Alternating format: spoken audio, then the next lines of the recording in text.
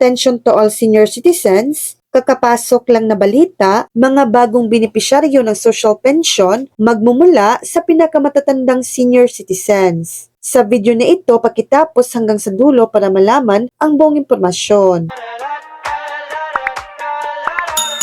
Sa isang media forum nitong Huwebes, January 29, inanunsyo ng Department of Social Welfare and Development or DSWD na uunahing idagdag sa mga bagong benepisyaryo ng Social Pension Program ang pinakamatatandang senior citizens na hindi pa naisasama sa listahan ng ahensya. Ayon kay DSWD Policy and Planning Group, Undersecretary Adonis Sulit, kasalukuyang prioridad ng ahensya na maisali sa programa ang mga Pilipinong nakakaranas ng mataas na antas ng kahirapan. Gayunpaman, binigyang diin ni USEC, sulit na suportado ng DSWD ang Universal Social Pension na layong maabot ang lahat ng mga senior citizens sa bansa. So yan lang po ang latest update.